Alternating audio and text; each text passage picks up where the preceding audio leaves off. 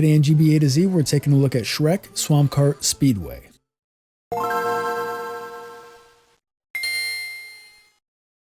Shrek has always loved his home sweet swamp, but ever since Lord Farquaad declared it the kingdom's grand dumping ground, there's been more junk around than any swamp needs. That meant it was time for a little spring cleaning.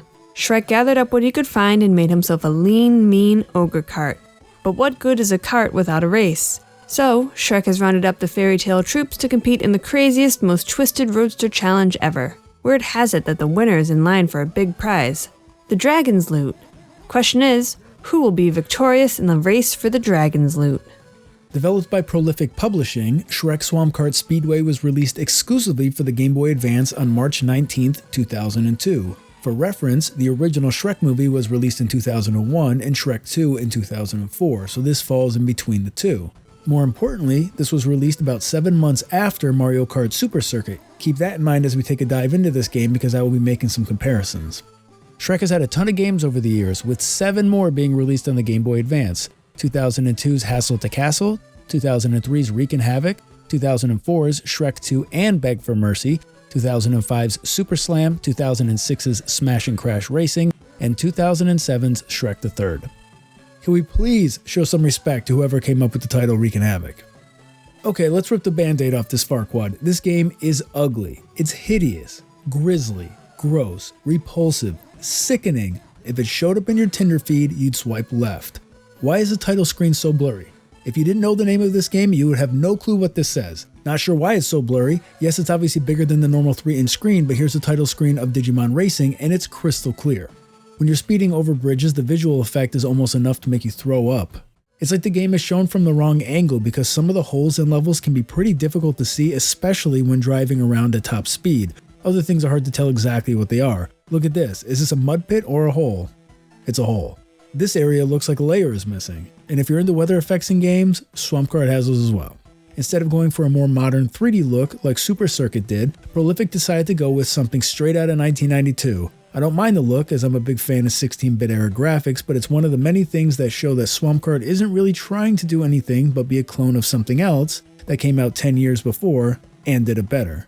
Also, the stoplight that begins the races looks like something from a Timon and Pumbaa game instead of being from a Shrek game, so I wouldn't be surprised if this wasn't always meant to be Shrek licensed. The big Mario Kart celebration type ending is gone. Come in second or third and the boss is going to peel out and cover you in dirt, but come in first and you'll do it to them. Swamp Kart Speedway consists of 16 tracks across 4 circuits: Swamp Rally, Forest Run, Country Hustle, and Dragon Strip. Mario Kart Super Circuit has 20 tracks across 5 cups, and once those are finished, you can unlock 5 extra cups of Super Mario Kart's 20 tracks that have all been recreated in 3D. Playing on easy means you have to come in 3rd place or higher to advance. Medium means you have to come in 2nd place or higher to advance, and yep, you guessed it, hard means you have to come in 1st place. This is a lame way of creating difficulty tiers, especially since the game isn't very hard to begin with. I'm not even that good at kart racing games, and I was able to beat this on hard only losing once on the final level. I'm serious, my girlfriend plays online with her friends, and I usually don't join because I don't need the public humiliation. In contrast, Mario Kart's difficulty tiers are based on increasing speeds, which force you to change your playstyle to adapt and win. This is an actual challenge to up the difficulty. There are 8 base characters and 4 bosses to race and unlock in the Fairylands. Each have their own unique freak cart, at least that's what the back of the box calls it, with different stats concerning handling, speed, and recovery. Every character also has a special ability which is made available each time you pick up 4 S letters on the track and appears as a star in your power-up window. This is one of the aspects that Shrek did a good job with. The final track in each circuit introduces the boss of the area. Beat the boss and you unlock them as a playable character. You can't unlock any of the bosses on easy. You can unlock 2 on medium, and only on hard can you unlock all 4. Once they're unlocked, they can be used across any difficulty level. Super Circuit has 8 characters to choose from, and they're all available from the beginning, but I do like the idea of having to race other characters and beat them to play as them. The special ability from collecting things from the race is another idea I'm a fan of. Mario Kart has coins that can be picked up to increase your max speed, and drifting that can give you a boost when done for a long enough time. But they could make some other bonuses take a little bit more skill than just driving through power-up containers and giving the better ones to racers in a lower place. Getting Mario Karted by whoever was in last place because they come flying by you as Bullet Bill never stops being irritating. I am going to show you all the selectable characters and carts because I couldn't really find any detailed information on it online. There's Shrek with Ogre Cart, Princess Fiona with Carriage Cart, Mice with Cheese Cart, Golden Locks with Bearskin Cart. Definitely supposed to be Goldilocks, but the manual calls her Golden Locks.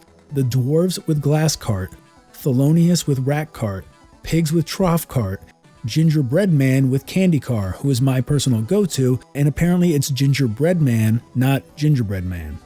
Donkey with Barrel Cart, the Wolf with Bed Cart, Monsieur Hood with Crossbow Cart, and Lord Farquaad with Armor Cart. Some special abilities include Shrek's Gas Blossom, which gives him a temporary speed boost and emits a dark cloud behind him that makes it difficult for any trailing opponents to see. The mice have Cut the Cheese, which drops cheese on the road behind them, slowing down any opponents in their wake. Thelonious has Splitting Head Axe, which throws 3 axes into the cart in front of him, and Princess Fiona has Ogre, which changes her into Ogress Fiona and makes her invincible. Swamp Kart Speedway uses your standard karting controls: gas, brake, jump, slide, use power-up, and steer. Time the beginning of a race right, and you can get a speed boost off the starting line to give you an advantage. To go in reverse, you have to hold the brake and press down on the D-pad, which is just an annoying extra step. Just holding brake after you've come to a stop should automatically start moving you in reverse. Super Circuit is guilty of this as well, so I'm not going to make a big thing of it. The heads-up display shows your current position, race time, lap time, power-up window, lap counter, and the map. You can argue that the speedometer isn't really necessary, and Mario Kart only included it in 64 and Double Dash, but it doesn't seem like it would take much more work to have it here, and it would help you see just how fast you're going and exactly where you're losing speed. So why not? The tracks feature some staples of the genre along the way, like power-ups, collectibles, speed-ups, jumps, shortcuts, pits, mud, ice, and homing storm clouds, which chase racers, zap them with lightning bolts, and steal the letters they've collected towards their special ability. With 6 power-ups in the game, there's a decent variety. Super Circuit boasts 10, but I do like that Swamp Kart has good and bad power-ups. It's a great idea and one I personally would like to see implemented in some aspect of Mario Kart. There are 2 bad power-ups: the Poison Apple that makes you fall asleep, and the Pumpkin switches your left and right steering controls. These take effect immediately upon rolling through a black fairy tale book and wear off after 3 seconds. No matter how many times your controls get swapped from the pumpkin head, it's hard to always keep it straight and not accidentally drive into a hole. You can reduce your chances of getting these bad power-ups by collecting horseshoes on the track, which increase your luck. The good power-ups can be used at any time after picking them up from a white fairy tale book. The symbols don't always properly identify what they might do, and since some effects happen off-screen, you might not have any idea what, if anything, is actually happening when you use them. Let's play a game where you say the first thing that comes to mind to see if you can figure out what the good power-ups do or where they originate from. Let's start with the easy one, the red cloak. If you said Little Red Riding Hood's red hood and protects you from all danger, you're right. Next, the glass shoe. If you said Cinderella's glass shoe and makes 3 pumpkin circles around your cart that can be fired like green shells, you're also right. However, they can't be used defensively, which is a swing and a miss. The turtle. If you said Tortoise and the Hare from Aesop's Fables and it slows everyone else down, you're wrong. Well, it is from the Tortoise and the Hare, but it speeds you up, so why this isn't a picture of a rabbit, we'll never know. And lastly, a thumbs up. If you said it's from Who the Hell Knows and shrinks and slows down all the other racers, you're right. If you got them all correct, then congratulations, you're a liar. Unfortunately, there's nothing comparable to red shells, blue shells, bananas, stars, mushrooms, or booze.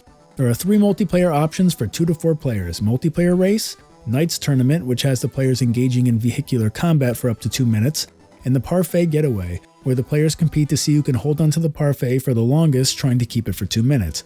Pretty much your standard multiplayer options. The soundtrack clocks in at only 5 tracks, 1 for the main menu and 1 for each circuit. I'm going to show a quick clip of all of them. The first 2 I think I hate. Maybe not just the song, but the quality sounds so tinny that I can barely listen to it without getting an instant headache.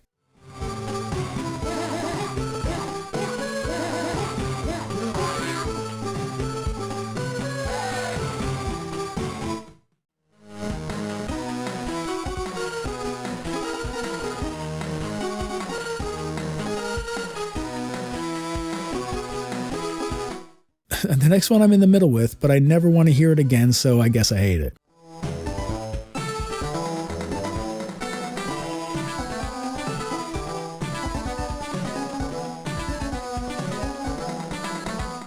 The other 2 are good though, the melodies work and the recording doesn't hurt my brain.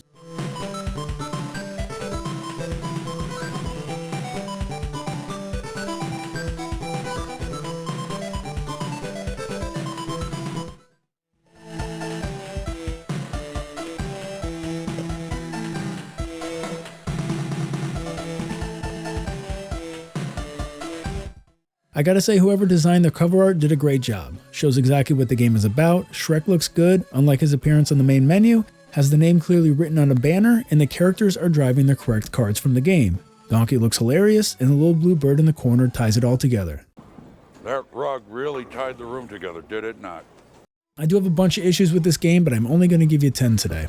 First, you can't use a racer on a track they haven't completed yet, so if you find yourself needing more speed or better handling for a specific track, you're going to have to start all over from the beginning of the game again and race your way up to wherever you currently are with your current racer in order to make that happen.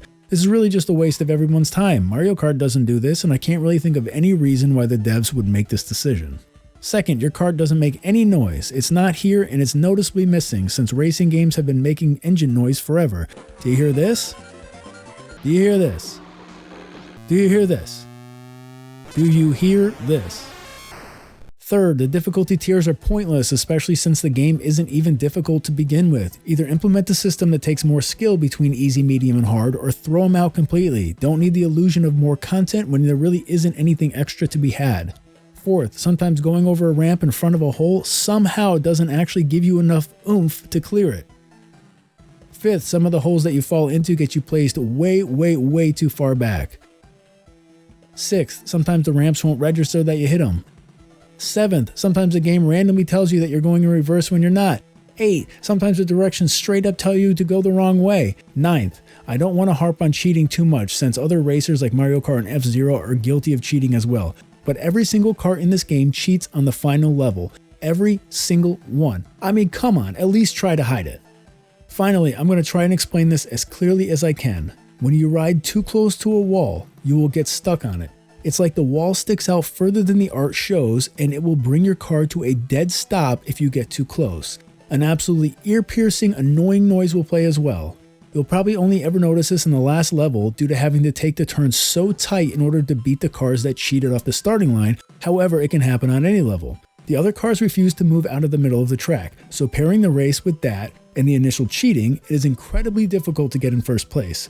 Turning as close and tight as you can, which is a fundamental of racing, is now rendered completely useless due to this issue. There's no way testers didn't find this issue either, so the devs either didn't know how to fix it, didn't have time to fix it, or just didn't care enough to fix it. Out of the 10 issues I brought up, this is the big boy, the unforgivable sin, the one last kick in the nuts before the credits roll. Is Swamp Kart Speedway a good game? Objectively, no. Do I like this game?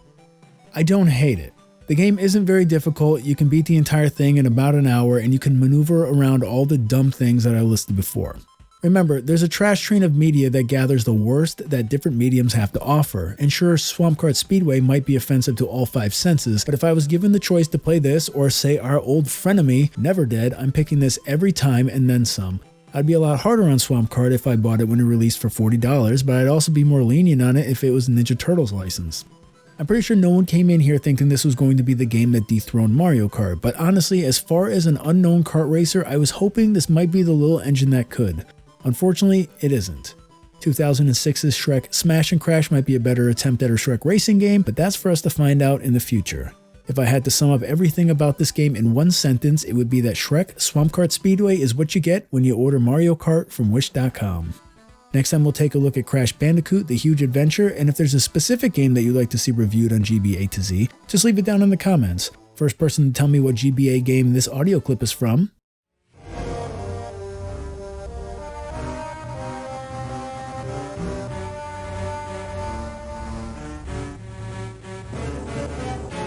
I'll pin your comment to the top and send you something in the mail, and don't edit your comment or you're disqualified. And if you're looking for some good racing games to play, here are 4 that I've enjoyed playing recently.